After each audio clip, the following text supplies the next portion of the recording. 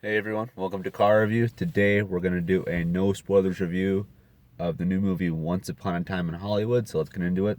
So, off the bat, you might notice that I'm not driving, and that's because my car is pretty squeaky. I don't know what it is, if it's the steering or the tires or both, but the thing creaks like an old ship whenever I move the wheel a little bit, and I don't want that getting in the video. It's pretty loud, and it's pretty embarrassing, honestly. So I need to just keep the car maintained. So I don't think I'll drive for very much of this video, if at all. And also, I just want to say sorry about the little graininess on this video here. For some reason, my phone has been having a hard time adjusting to light. But that's besides the point. You didn't come here for that. You came here for Once Upon a Time in Hollywood and my thoughts on it. This is the newest film by Quentin Tarantino, his ninth film, and this is my first Tarantino movie seeing it in the theaters, and I'm so glad I was able to experience that and get to do that because a Tarantino movie is an experience. It just flat out is. And before I saw this movie, I watched his entire filmography. I watched Pulp Fiction, Death Proof, Kill Bill, Volume 1 and 2, and Glorious Bastards, all the other movies of his, and leading up to this, and I'm just now a huge Tarantino fan. I can't believe I haven't watched any of his stuff before. He is his own genre. The guy is a huge creator, a huge visionary. You probably already know this, but I'm a newly indoctrinated Tarantino fan. I got into him just earlier this year.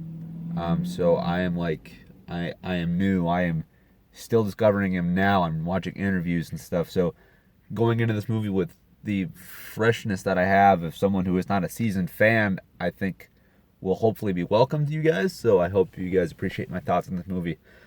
With that being said, I'm not gonna be like, holy crap, like this is amazing. Like I'm not like I mean it is a really good movie, but I'm not gonna be gushing over it just because I'm now a new Tarantino fan. I'm gonna be treating this like any other movie. So with that out of the way, I'll say this: the movie is good. It looks phenomenal. That is its pure selling point.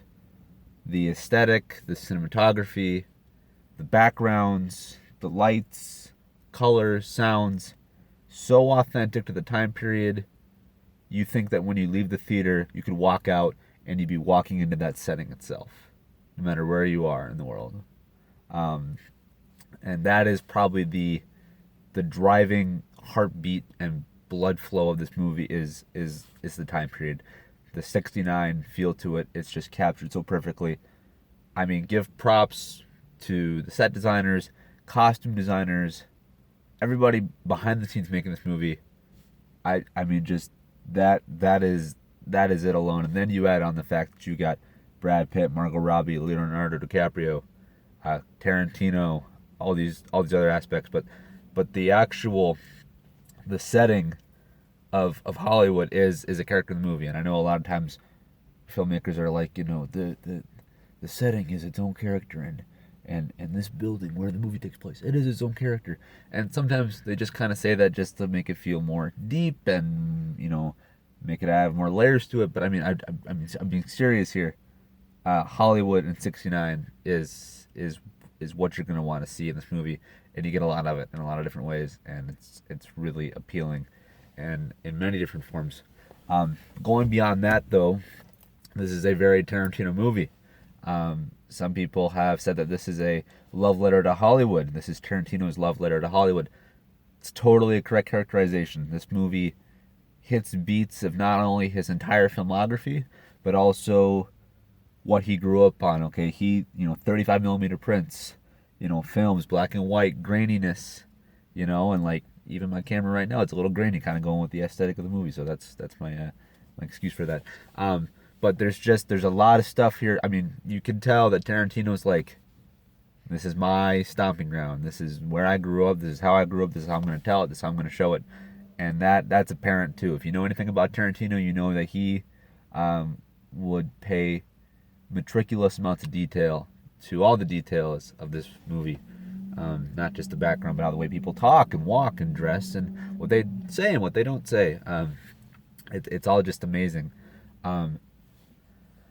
This movie is a little conflicting for me though, because while I've seen his entire filmography, going from Reservoir Dogs up till now, um, I'll say this.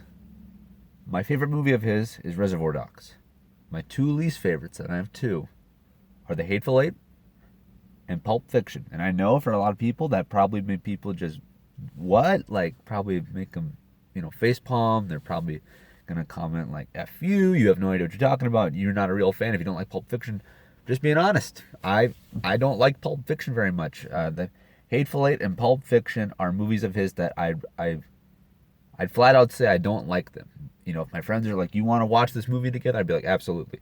But on my own, if I'm going to go back and I'm going to rewatch his entire filmography again years later, I'm doing those two last. The reason why is because I like movies that definitely encapsulate the characters and are character driven. But what I don't like is when the story takes a back seat to the characters. This movie is set in '69, and it follows pretty much a day in the life of DiCaprio, Pitt, and Robbie, and everything else revolves around them. That's fine. That's a cool premise, but the execution, honestly, it's not Tarantino's most funny movie, not his most witty, not most memorable probably, not a whole lot of action, blood, nothing like that. There's not many mainstream Tarantino stamps. There are his marks on this movie, but there's not like, yes, here is the sling of F words and swears, ridden with drugs and alcohol. Like there's no like Reservoir Dogs. There's no torture scene to mark Reservoir Dogs that would before Once Upon a Time in Hollywood. And again, his dialogue is good, but I don't think it's his best. His laughs are good, don't think it's his best. And the characters are really compelling. They're really well done. They are constructed well. And that, I think, saves this movie for me because, honestly, I found it kind of boring. I mean, there's no point A, B, or C. It's just, okay, now Brad Pitt's going to work. Now DiCaprio's going to work. Now they're going for lunch. Now Sharon Tate is walking down the street.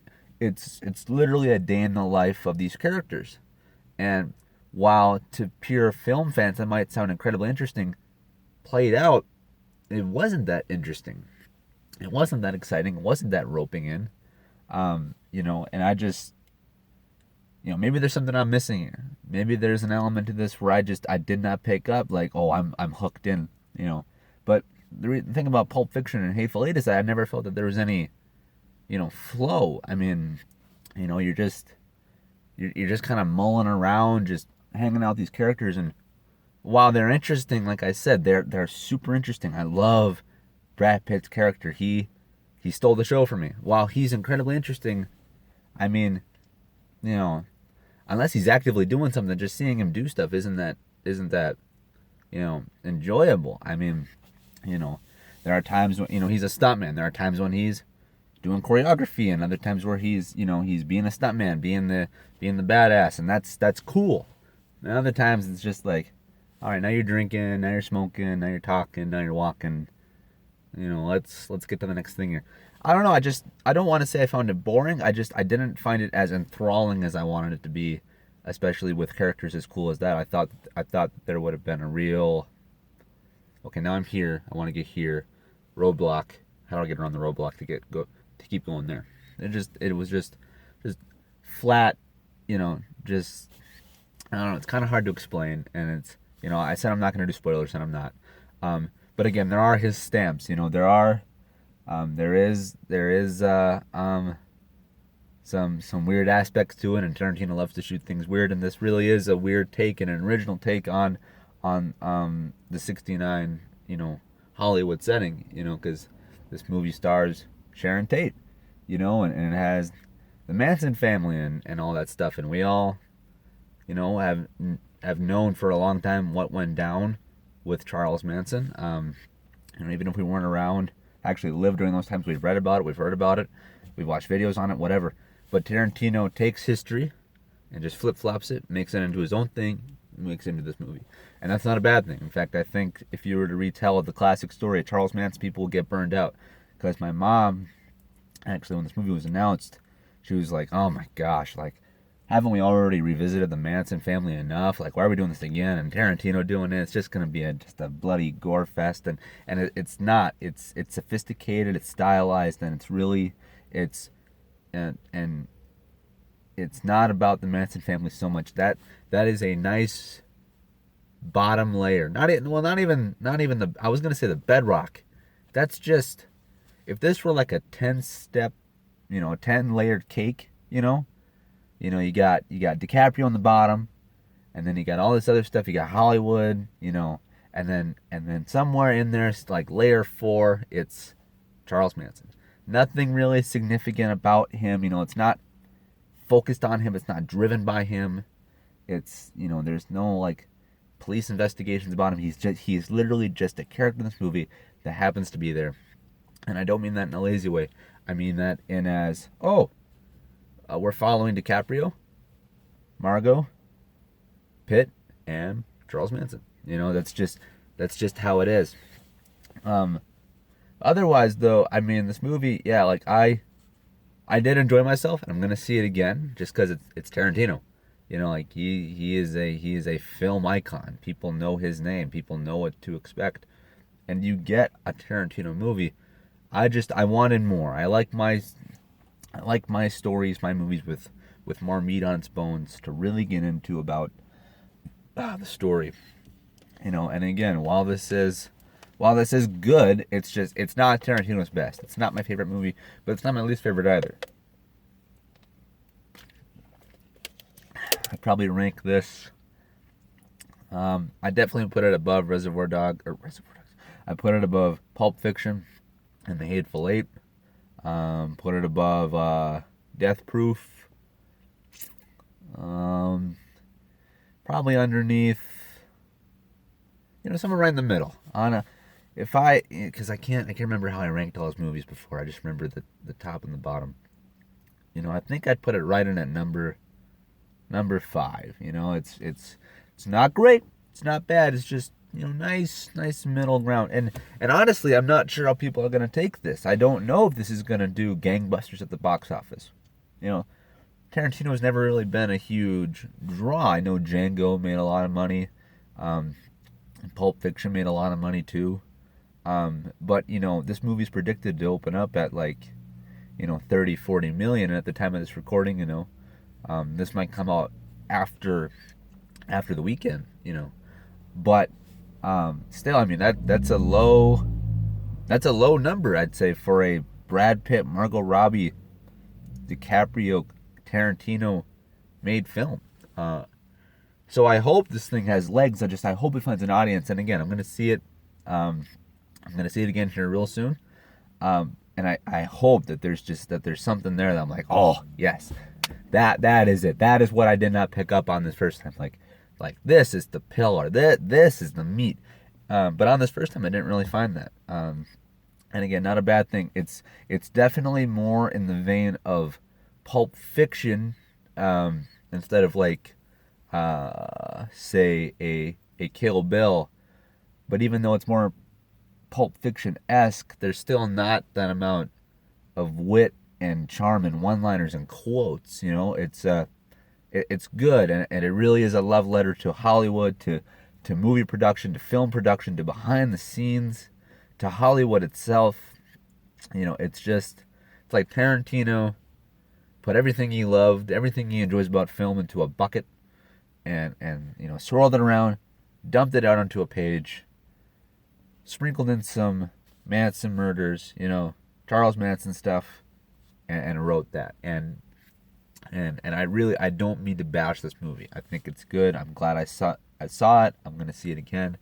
I expected a lot more. Maybe that's on me. Maybe I was like, oh, this is gonna rethink the wheel. Maybe this will make me want to, quit my job and move to LA. I don't know. It's just I wanted more. I wanted more substance than what we got. But again, though, I mean, besides the characters and the actors, and they all do a fantastic job. Hollywood itself, visually, how it looks, it's fantastic. Fantastic. It's so pleasing to the eye, to the ear. If you even if you didn't live in that time period, this movie makes you want to be there. It's so inviting, so enriching. It makes you want to just go to this movie time and time again just so you can pick up on the backgrounds of this movie. And I mean, I know Tarantino doesn't really do this, but I mean, if he just made another movie following these characters, like I hope he does it, because like just the world he crafted, being Hollywood in 1969, is so rich and enthralling. I think it would be just a waste to just do a one and done. I know he'll probably never do that. Really his only sequels are Kill Bill 1 and 2. Um, but I mean, I would definitely go on another adventure with the DiCaprio, uh, Pitt, and Robbie characters. I just hope that if we do revisit them at a certain time, that there's more of an actual, story objective thing, instead of just following these characters through a couple days. This movie does take place over a good length of time, not just a couple days, but there's nothing really, there's no, I don't know. It's just I felt it was lacking in the story department. Still well written, just I don't know. I think there was something else needed there. Um, but again, I will see this movie again. Maybe my tune will change completely. For as of first impressions, though, I liked it. A lot of things I really enjoyed. I wanted more. Um, for closing thoughts, let's see. There's some great tension between some characters, to the point where I almost felt I was going to throw up from being so tense in the theater. Absolutely fantastic.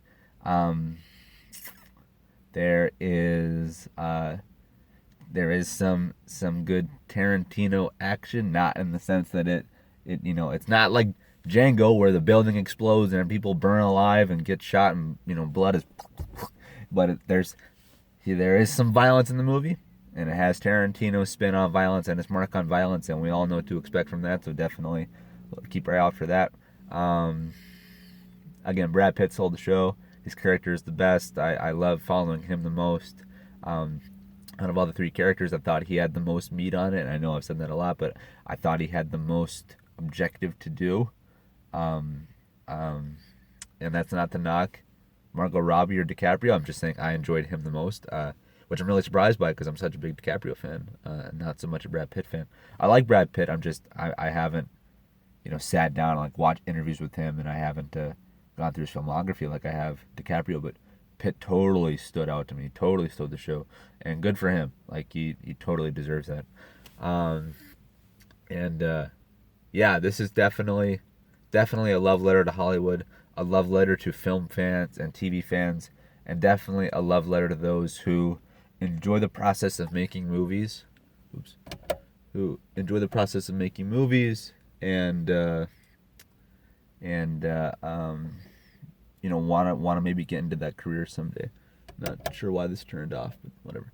Anyway, that's the end of my review. Kind of rambled there for a little bit, but it is hard to discuss this in such a small confines and to have it so fresh. I almost feel like I should, take some time to process this and revisit it. But maybe it will take another viewing to really get this settled down for me. But that's not the point of car review. Car review is to get immediate thoughts or after seeing a movie, typically on the way home, but again, car issues. So, but that is my review of Tarantino's newest movie, Once Upon a Time in Hollywood. It is good. Go see it. If you are a film fan, check it out. If you're into TV, into movies, into production, if you love visually pleasing movies, if you ever wanted to move to LA, if you have dreams of being a creator, not even just a film creator, but to be a writer, a painter, go see this movie. It will invoke passion and creativity in you. And even if you aren't a Tarantino fan, check this movie out because it is truly original. Even though it's based on a section of history, Tarantino totally makes it his own, and that is one of the greatest aspects of this movie is the fact that he took something And instead of giving us an old cookie cutter version of it, he said, "I'm gonna make this my own thing." And yeah, definitely check it out. To see this movie in the theaters would be just a great thank you to Tarantino and to everyone who made the movie, because that is the way it should be seen. Because it is set in Hollywood, where movies are made and stars are born. So thank you so much for watching. I hope you enjoyed this video. Comment, share, like, subscribe, and I'll see you in the next one. All right, peace.